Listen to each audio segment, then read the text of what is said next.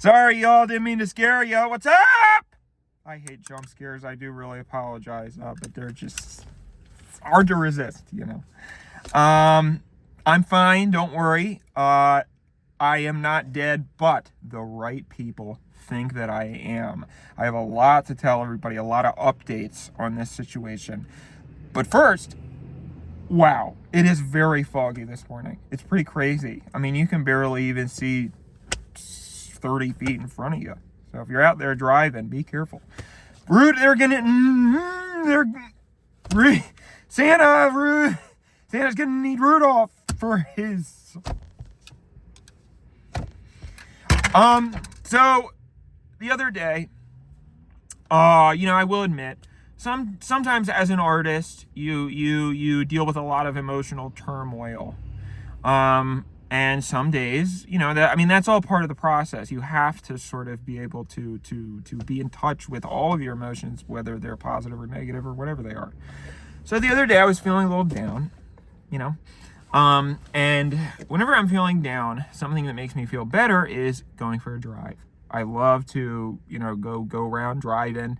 And that really was not recreational driving was not something that I really started to do and enjoy until I moved out west, because on the East Coast, it's just like, there's nothing to see, so out here, it's like, oh, you can go for a nice drive.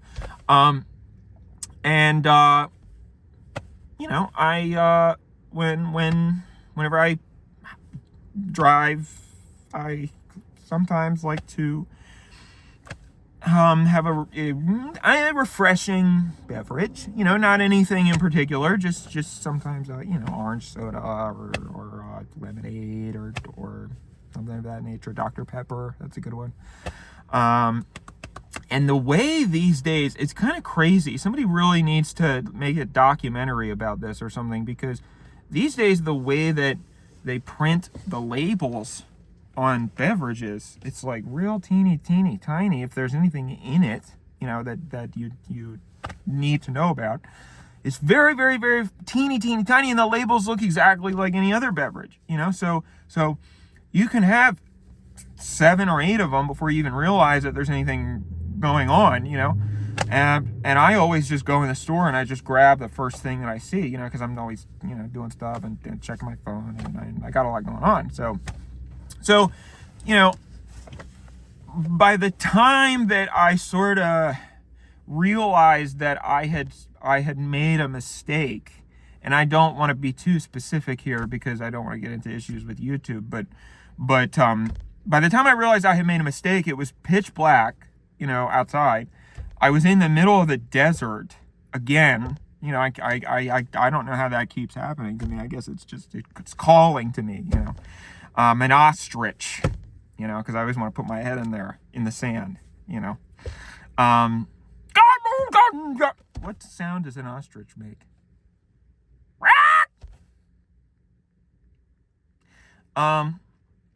So, I suppose I should come clean here a little bit. It's no secret that comedians typically struggle with substance abuse problems. So when I first started out in comedy, I was like, I really should try some of this stuff, because apparently, clearly there's something about drugs and alcohol that makes you good at comedy. So I was just sort of trying anything I could get my hands on. I was like, yeah, this is great.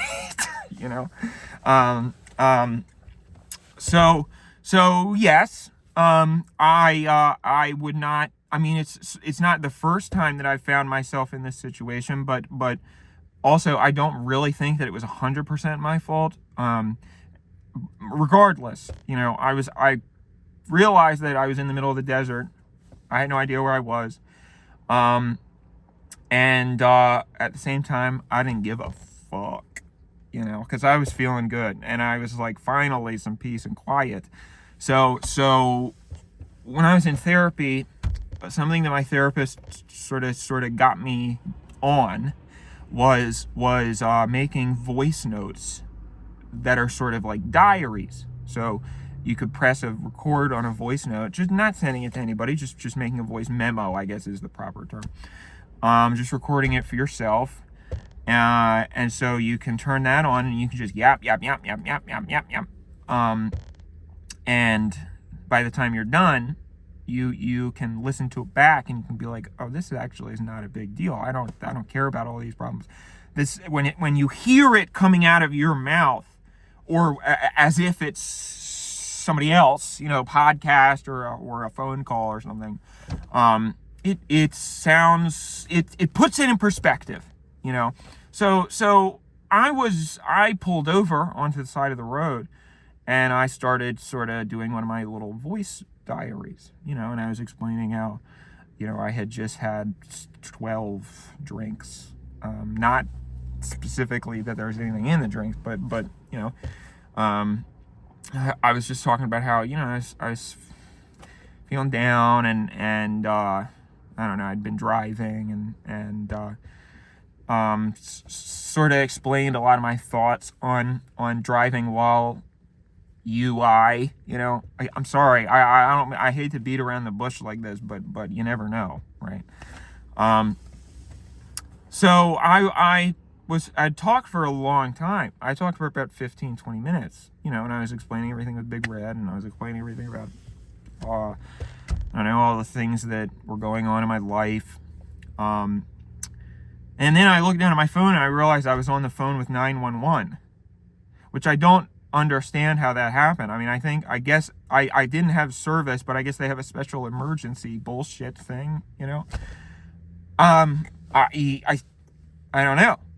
So I realized that, and I was sort of like, so I tried to kind of fix the situation, and I held the phone up to my face, and I was like, hey, I was just kidding, boop, hung the phone up, and I was like, sugar, I gotta get out of here.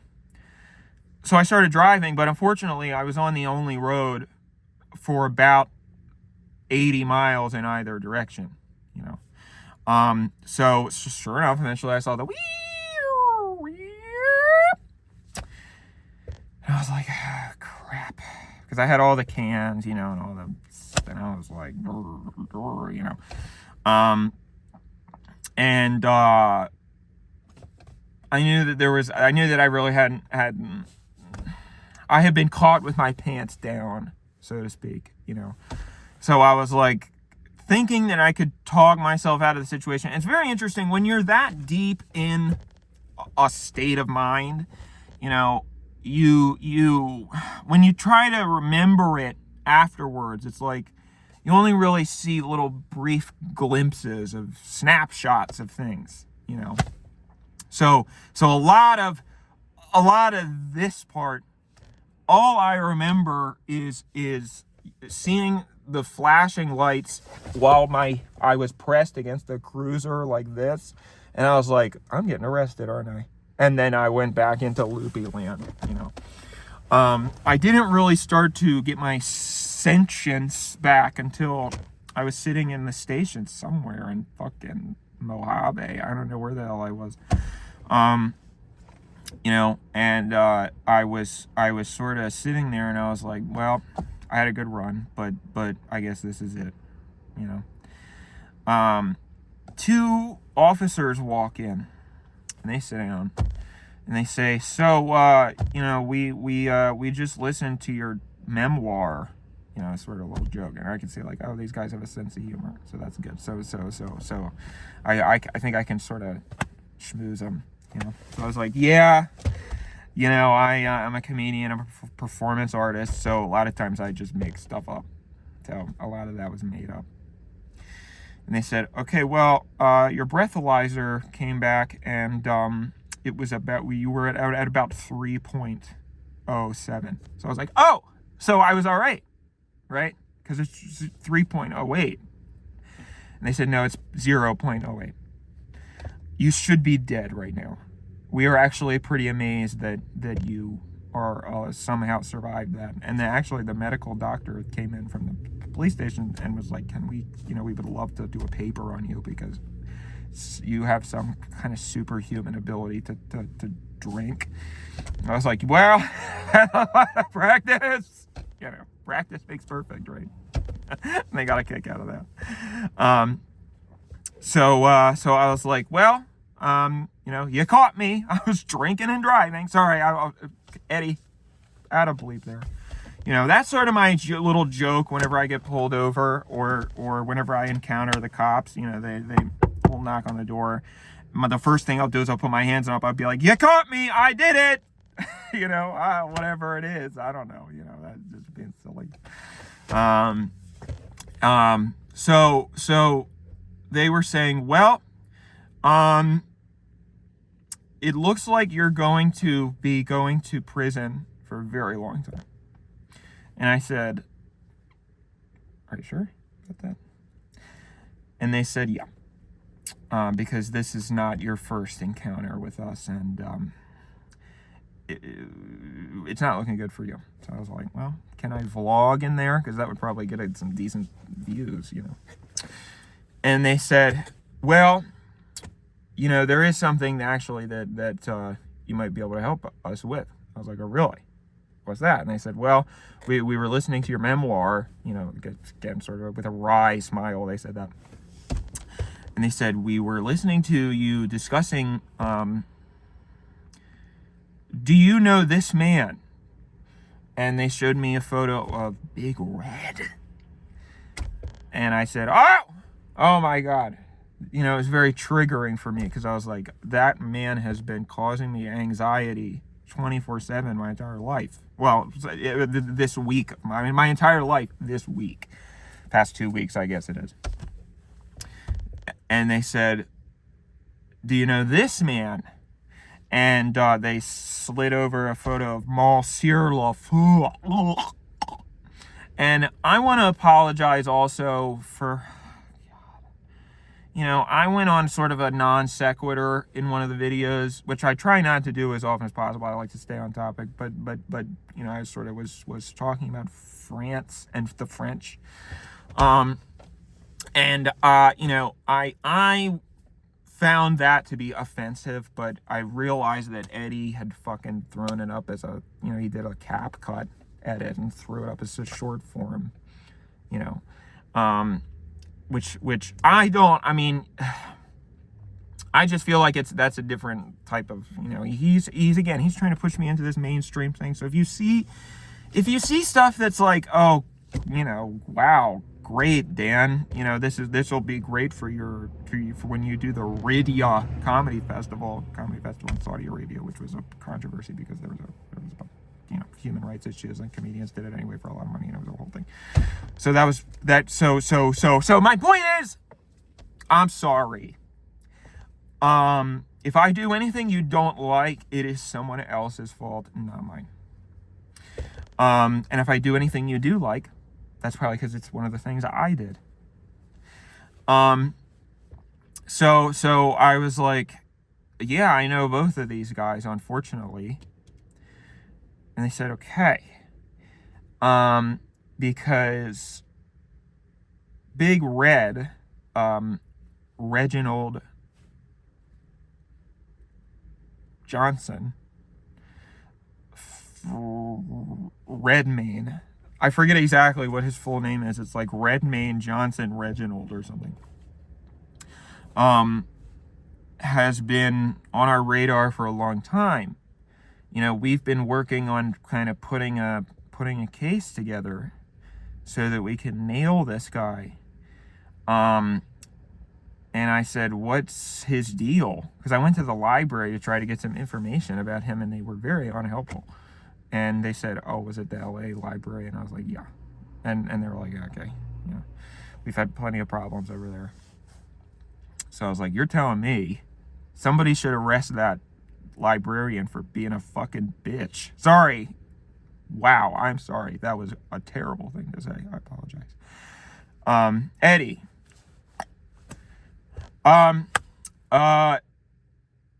So they were sort of like, yeah, we've been dealing with Reginald Redderson III, for years, he's sort of a kingpin of organized crime here in Los Angeles.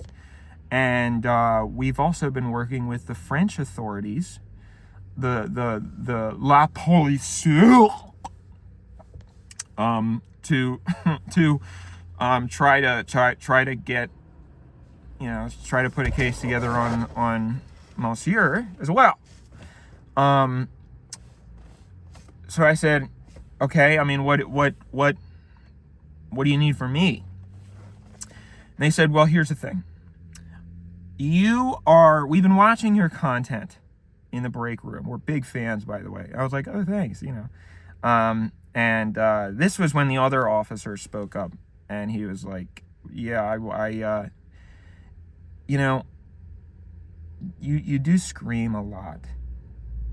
You do make a lot of screaming videos, and I preferred your content when it was more sort of, my favorite stuff was the therapist. That's what this officer said. And I was like, yeah, that was probably the most mainstream I've ever been. It's sort of designed to be a hit.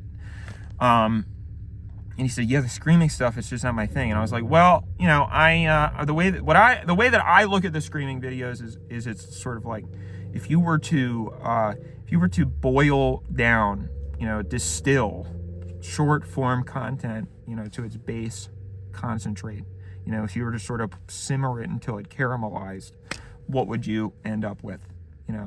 So that's sort of my answer to that question. Is like, yeah, this is my idea of like the nucleus of what all short form content is aspiring to be, which is a screaming for attention from your phone, pay attention to me, rah, rah, rah, rah, rah, rah, rah, rah. And so my hope is actually, honestly, if I were to sort of put my satire cap on, I would say my hope is that, yes, it does annoy you, and maybe it makes you think a little bit about the other types of content that you're watching. Maybe it even inspires you to watch less short form content, making you aware of the medium in a way. And so the officer was like, oh, that's interesting. And now that you put it in that light, I actually respect it a lot and think that that's very intelligent. And I was like, thanks. Did you watch Sister? And they said, oh my gosh, yes, we all loved that. We thought it was great. So I was like, oh, thanks. I'm hopefully working on the next one soon. So I don't know, we'll see. But so they said, so anyway, we were very intrigued by the part of your memoir, which they said with a wry smile, where you were talking about dressing up as Taylor Swift and sort of infiltrating Big Red's kind of situation. And I said, yeah, that was sort of an idea I had. I mean, when I wasn't going to try to get involved with the mafia part, but I wanted to sort of hopefully make him fall in love with me and then destroy him from the inside out, And they said, well, that's great, because that's exactly what we need to put together our case. We need somebody who's going to be our inside man, or whatever, or whatever you would consider yourself in this situation, and somebody who can sort of become a confidant of Reginald's, Redderson the Third's, and try to help us kind of figure out exactly what's going on between the LaFoe dynasty and Reginald Ferdinand Redderson, his situation. So I was like, great. Yeah, okay. I mean, that's kind of like two birds with one stone. And they said, okay, good. So yeah, if you do that for us and we are satisfied with your cooperation, then this will all go away. I was like, okay, great. So I said, okay, what do I do to start? And they said, well, we kind of just want you to start unassumingly. See if you can start as simply a romantic interest. And obviously it's going to take some time for you to build trust, but when you build trust with Reginald Ferdinand Johnson, then you can hopefully poise yourself to be more in the gutty works. And I had already done some mafia work with the LaFoes as the Green Goober, So I didn't want to bring that up because technically I killed a guy. Oh, by the way, I heard through the grapevine that, what's his name? Big Lebowski? Yeah. Freddie? I don't know what his real name is, but he's fine. He's alive. So I'm telling you guys that, and also the YouTube people, because after I published that video, I was like, oops, I just realized that I described killing a man in a video, which I think is against community guidelines. So YouTube, if you're watching this and that, didn't happen. He was fine. So they led me across the hall, and they introduced me to Officer Ding Dong, which is not his actual name, but I'm trying to, for the anonymity, I want to preserve his identity. So Officer Ding Dong said, hey, nice to meet you. And he was sort of a very, gruff kind of, guy. And he said, I'm just going to be frank with you, son. And I said, I thought you said your name was Dave. Shit! And the joke didn't even work because you didn't know. Eddie. So they led me across the room to Officer Dave. And I said, hello, nice to meet you. And he said, hello. I'm going to be frank with you, son. And I said, I thought your name was Dave.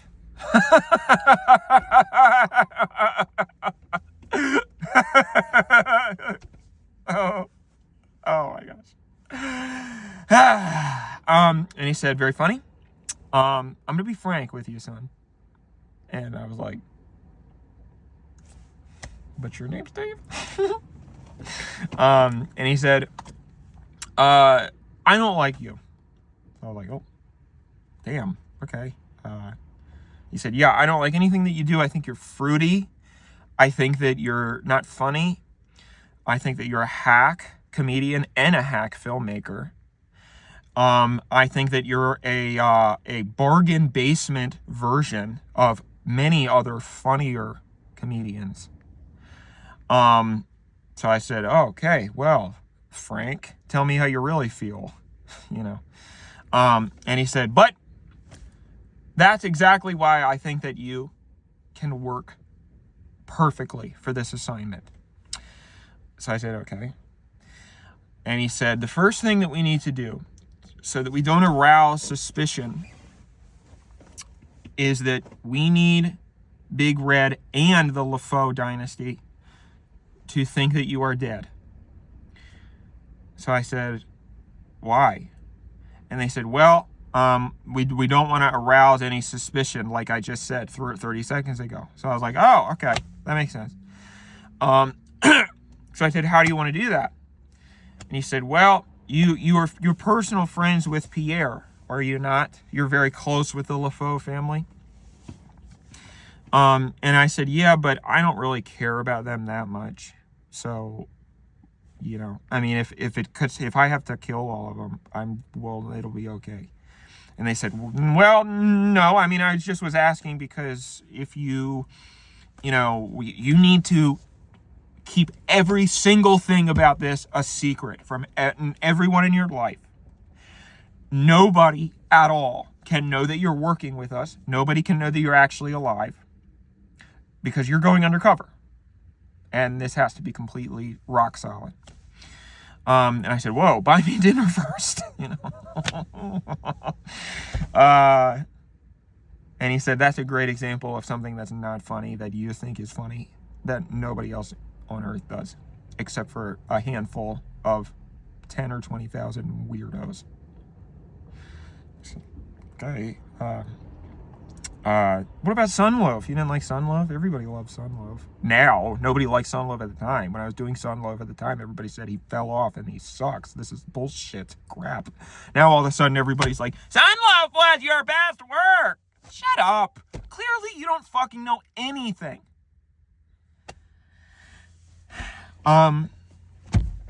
So I said, fine. I'm a secretive guy anyway. I don't like telling people things, so this is fine. So they said, okay, even Eddie, you're going to have to keep this a secret from Eddie too. And I was like, I can't keep anything a secret from Eddie. I mean, I trust him with my life, So he said, all right, maybe he can be of use to us then. What we're going to do is we're going to make it look like you were in a drunk driving accident, because everybody will believe that, and they'll have no doubts in their mind that that is what happened, because everybody thinks that's just going to happen to you one day anyway.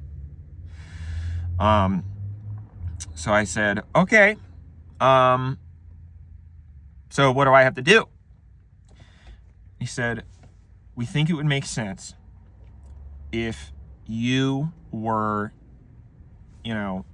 intoxicated, and you drove your car into the neighboring business of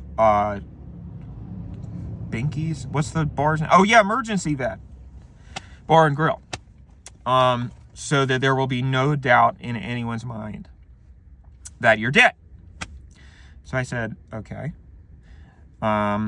How are we going to do that? I mean, if I have to crash my car into a building, isn't there a chance that I'm actually going to die? And he was like, yeah, but your other option is going to jail for 20 years because this is your 10th DUI. So I said, all right, you got me there, Frank. So they applied this makeup. Well, I did most of the work. I didn't want to be rude to the police makeup artist because he was not very talented.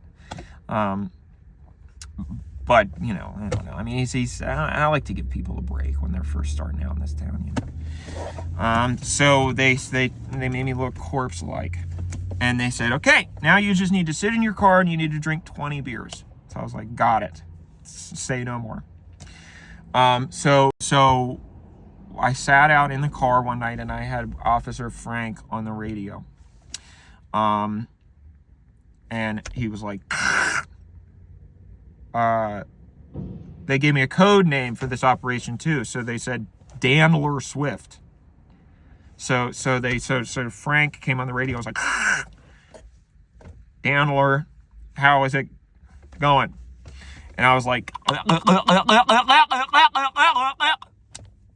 good, and he said, that's great. We're rigging the explosives now. So they really they got some stunt operator from Hollywood, to do a very intricate, basically the car was going to go into the front of the building, and then the front of the building would be a controlled demolition. And they would have actors inside, SAG actors, who were just looking for a break because there's no work in Hollywood anyway. So they had a bunch of SAG actors. SAG, also, if you're not in, SAG is the Screen Actors Guild. A union for actors, basically, which I'm not in and I've never been invited to be in. So, because YouTube isn't considered actual entertainment. So they had a bunch of SAG actors and explosives in the building next door, which was some vegan mac and cheese place. I don't know. It was like not really going to be a great loss anyway. So they said, okay, all you need to do, you don't have to hit the building full speed because people are going to just connect the dots anyway. If you just hit the building and then it explodes, people will just hear the explosion and they'll be like, holy what? And they'll turn their head and they'll just see the car with you in it in the building. So they'll be like, oh, okay, they can put two and two together, So when we, on the count of 3, you just need to roll slowly up to the front and then we'll blow it up. So I was like, okay, great. And keep in mind, I had just had 20 beers. So I sort of, I was just like, well, I guess this is just another normal Friday for me. Pressed the gas on the accelerator as hard as I could and rammed into the front of the building. Hit all the tables with all the stupid hipster diners, and then fire, it was on fire, and everybody screaming, and I was like, man, this is good stuff. They really pulled out all the stops for this. And then the building next door blows up, and I realized I just ran into the wrong building. So Officer Sergeant, what's his name? Officer Frank was like, Dan, no! You were supposed to hit the vegan mac and cheese place. You hit the ramen place. And that's when I realized, you know, because there was a bunch of soup all over my car. And I was like, are you guys going to pay to get this soup off of here? Because this is, you know, I mean, soup is very acidic. So it's going to really probably cause some problems for the paint. I think like another 30 people died. You know, so, but I said ultimately this is good because it makes it look more real, and it did, you know. So everybody in the bar, you know, Big Red and Big Lebowski and the two patrons that were inside came running out and were like, holy moly, you know, what the hell happened? And so Big Red, or Sergeant Pepper, what's his name? Sergeant Frank, came on the radio and said, okay, Dan, it's go time. Pretend to be dead. So I don't like that. And I heard Big Red. It was like in a Tyrannosaurus movie, Jurassic Pork, when the dinosaur comes up and it's like he can't see you if he's, you know, if you're not moving. So I was like this. And I was trying not to move, and I can smell Big Red because he smells like cheese.